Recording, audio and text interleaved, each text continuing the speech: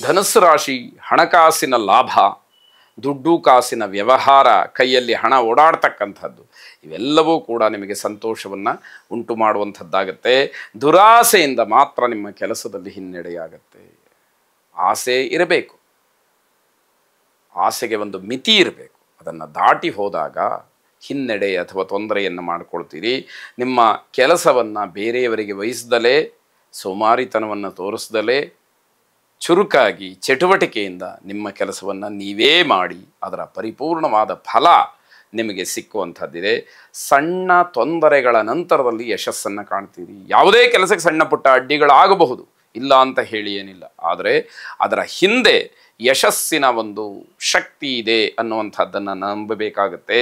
ಬೇರೆಯವರಿಗೆ ಹಣವನ್ನು ನೀಡುವಾಗ ಎಚ್ಚರಿಕೆ ಇರಬೇಕು. ಯಾರೋ ಬಂದು ಕೇಳ್ತಾರೆ, ತಮ್ಮ ಕಷ್ಟಗಳನ್ನು ಹೇಳ್ಕೊಳ್ತಾರೆ ತಮ್ಮ ಮುಂದೆ, ನೀವು ಅಯ್ಯೋ ಪಾಪ ಅಂತ ಹೇಳಿ ಕೊಟ್ಟುಬಿಟ್ರೆ ಅದು ವಾಪಸ್ ಬರುವಂಥದ್ದು ಕಷ್ಟ ಸಾಧ್ಯ ಇದೆ. ಅದನ್ನು ಗಮನಿಸ್ಕೊಳ್ಳಿ. ದತ್ತಾತ್ರೇಯರನ್ನು ವಿಶೇಷವಾಗಿ ಪ್ರಾರ್ಥನೆ ಮಾಡಿ ಆ ಸದ್ಗುರುಗಳ ಅನುಗ್ರಹ ನಿಮ್ಮ ಮೇಲೆ ಇರಲಿ. ಶುಭವಾಗಿ. ಮಕರ ರಾಶಿ ಜೀವನಕ್ಕೆ ಏನೂ ತೊಂದರೆ ಇಲ್ಲ ಅಂತಕ್ಕಂತಹ ಆತ್ಮಪೂರ್ವಕವಾದಂತಹ ಮಾತೇನಿದೆ ಅದು ನಿಮ್ಮ ಆತ್ಮಸ್ಥೈರ್ಯವನ್ನು ಇನ್ನಷ್ಟು ಮತ್ತಷ್ಟು ಹೆಚ್ಚಿಸ್ತಕ್ಕಂಥದ್ದಾಗತ್ತೆ. ಪ್ರತಿನಿತ್ಯವೂ ಕೂಡ ಆ ಒಂದು ನಂಬಿಕೆ, ವಿಶ್ವಾಸ, ದೃಢವಾದಂತಹ ಸಂಕಲ್ಪ ನಿಮ್ಮದಾಗಿರಬೇಕು ಅಂತಕ್ಕಂತಹದ್ದು. ಹೊಸ ಹೊಸ ಆದಾಯದ ಮೂಲಗಳು ನಿಮಗೆ ಸಿಗ್ತಾ ಹೋಗುತ್ತೆ. ಮನೆಯಲ್ಲಿ ನಿಮ್ಮ ಮಾತೇ ಮುಖ್ಯವಾಗುತ್ತೆ. ನೀವು ಹೇಳಿಬಿಟ್ರಿ ಅಂತಂದರೆ ಆಗೋಯ್ತು ಅನ್ನುವಷ್ಟರ ಮಟ್ಟಿಗೆ ನಿಮ್ಮ ಮಾತು ನಡೆಯುತ್ತೆ ಅಂತ.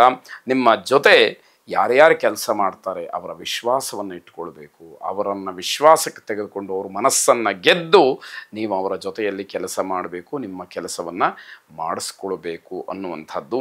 ಮುಂದೆ ಅವರಿಂದ ನಿಮ್ಮೆಲ್ಲ ಕೆಲಸಗಳಿಗೆ ಸಹಾಯಕವಾಗುತ್ತೆ. ಅವರನ್ನು ಚೆನ್ನಾಗಿಟ್ಕೊಂಡ್ಬಿಟ್ರೆ ನಿಮಗೆ ಅನುಕೂಲ ಅಂತಕ್ಕಂಥದ್ದು. ಕುಲದೇವತಾ ಹಾಗೆ ನಿಮ್ಮ ಗುರುಗಳನ್ನು ನೀವು ಪ್ರಾರ್ಥನೆ ಮಾಡಿ ಅವರ ಆಶೀರ್ವಾದವನ್ನು ಪಡ್ಕೊಳ್ಳಿ. ಶುಭವಾಗಿ. ಕುಂಭರಾಶಿ ಮನೆಯಲ್ಲಾಗಲಿ, ವ್ಯವಹಾರದಲ್ಲಾಗಲಿ ಅಥವಾ ಉದ್ಯೋಗದಲ್ಲಾಗಲಿ ಬೇರೆಯವರ ಮೇಲೆ ನಿಮ್ಮ ಅಧಿಕಾರವನ್ನು ಚಲಾಯಿಸಬೇಡಿ. ನಿಮಗೆ ಅಧಿಕಾರ ಇರಬಹುದು, ಆದರೆ ಅದನ್ನು ಚಲಾಯಿಸ್ತಕ್ಕಂಥದ್ದು ಖಂಡಿತವಾಗಿ ಬೇಡ ಅಂತ ಅರ್ಥ. ಉದ್ಯೋಗದಲ್ಲಿ ನೀವು ಅಪೇಕ್ಷೆ ಪಟ್ಟಂತಹ ಸ್ಥಳಕ್ಕೆ ವರ್ಗಾವಣೆ ಆಗುವುದಾಗಲಿ ಅಥವಾ ಅಪೇಕ್ಷೆ ಪಟ್ಟಂತಹ ರೀತಿಯಲ್ಲಿ ಕೆಲಸವನ್ನು ಮಾಡೋದಕ್ಕೆ ಅವಕಾಶಗಳಾಗಲಿ ನಿಮಗೆ ಸಿಕ್ಕುವಂಥದ್ದಿದೆ. ಆಸಕ್ತಿಗೆ ಅನುಗುಣವಾಗಿ ಕೆಲಸವನ್ನು ಆಯ್ಕೆ ಮಾಡಿಕೊಳ್ಳಿ. ಆಗ ನಿಮಗೆ ಆ ಕೆಲಸವನ್ನು ಮಾಡಬೇಕು ಅಂತಕ್ಕಂತಹ ಖುಷಿ ಇರುತ್ತೆ, ಕೆಲಸದ ಬಗ್ಗೆ ಒಂದು ಗೌರವ ಇರುತ್ತೆ. ಆ ರೀತಿ ಗೌರವ ಪ್ರೀತಿಯಿಂದ ಮಾಡಿದಂತಹ ಕೆಲಸದ ಗುಣಮಟ್ಟ ಚೆನ್ನಾಗಿರುತ್ತೆ ಅಂತ ಅರ್ಥ. ಅನಗತ್ಯವಾದಂತಹ ತಿರುಗಾಟ ಬೇಡ. ಜಲಕಂಟಕದ ಸೂಚನೆ ಇರೋದ್ರಿಂದ ಆದಷ್ಟು ನೀರಿನಿಂದ ದೂರ ಉಳ್ಕೊಳ್ಬೇಕು ಅನ್ನುವಂಥದ್ದು. ನದಿಯ ಸಮೀಪ, ಸಮುದ್ರದ ಸಮೀಪಕ್ಕೆ ಹೋದಾಗ ಎಚ್ಚರಿಕೆಯಿಂದ ಇರಬೇಕು. ಹೋಗದೇ ಇದ್ದರೆ ಬಹಳ ಕ್ಷೇಮ. ಒಂದು ವೇಳೆ ಹೋದಾಗ ಎಚ್ಚರಿಕೆಯನ್ನು ತಪ್ಪಬಾರದು. ದುರ್ಗಾದೇವಿಯನ್ನು ಪ್ರಾರ್ಥನೆ ಮಾಡಿ. ಶುಭವಾಗಿ. ಕೊನೆಯದಾಗಿ ಮೀನರಾಶಿ, ಕುಟುಂಬದಲ್ಲಿ ಎಲ್ಲರ ಮನಸ್ಥಿತಿಯು ಏನೋ ಒಂದು ರೀತಿಯ ಸಮಾಧಾನಕರವಾಗಿರುತ್ತೆ. ಕುಟುಂಬದಲ್ಲಿ ಸಂತೋಷ ಅಂತಕ್ಕಂಥದ್ದು ಎದ್ದು ಕಾಣ್ತಾ ಇರುತ್ತೆ. ಬೇರೆಯವರ ವಾಹನದಲ್ಲಿ ಪ್ರಯಾಣವನ್ನು ಮಾಡಬೇಡಿ.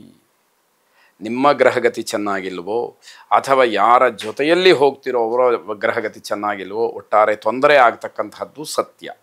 ಹಾಗಾಗಿ ಬೇರೆಯವರ ಜೊತೆಯಲ್ಲಿ, ಅವರು ಸ್ನೇಹಿತರೇ ಆಗಿರಲಿ, ಬಂಧುಗಳೇ ಆಗಿರಲಿ, ಬೇರೆಯವರ ಜೊತೆಯಲ್ಲಿ ನೀವು ಪ್ರಯಾಣವನ್ನು ಮಾಡ್ತಕ್ಕಂಥದ್ದು ಖಂಡಿತವಾಗಿ ಬೇಡ ಅಂತ ಅರ್ಥ. ಗೊತ್ತಿಲ್ಲದೆ ಯಾವುದೋ ಒಂದು ಮಾಡಿಕೊಂಡಂತಹ ತಪ್ಪು ನಿಮಗೆ ಮತ್ತೆ ಮತ್ತೆ ತೊಂದರೆಯನ್ನು ಮಾಡುತ್ತೆ. ಅದರ ಬಗ್ಗೆ ಎಚ್ಚರಿಕೆಯನ್ನು ವಹಿಸಬೇಕು. ಸ್ನೇಹಿತರ ಜೊತೆಯಲ್ಲಿ ಕಾಲವನ್ನು ಕಳೆಯೋದಕ್ಕೆ ಅವಕಾಶ ಇದೆ, ಅದನ್ನು ಉಪಯೋಗ ಮಾಡಿಕೊಳ್ಳಿ. ಆದರೆ ಮಾತಾಡ್ತಾ ಹಾಗೆ ಎಲ್ಲಾದರೂ ಹೊರಡುವಂತಹ ಸಂದರ್ಭ ಬಂದಾಗ ಅದರಿಂದ ಅಂತರವನ್ನು ಕಾಯ್ದುಕೊಳ್ಳಿ ಅಂತ ಹೇಳಿ ಮತ್ತೆ ಹೇಳಬೇಕಾದಂಥದ್ದು.